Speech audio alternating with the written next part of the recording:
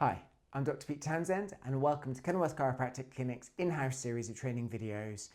In this video, we're looking at a really good shoulder exercise and a really great exercise for the lower neck as well. And it's called the 40-40 shoulder rolls.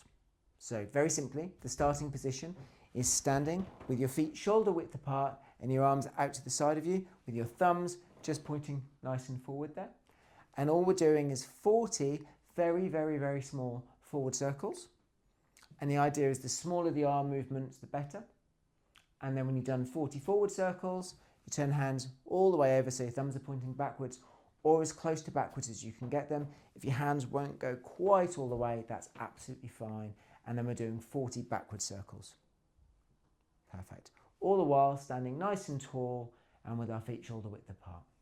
And we're looking to do that 3 times a day would be ideal. But if you find great relief from them and you'd like to do them more often, then you can. And that's the 40-40 shoulder rolls.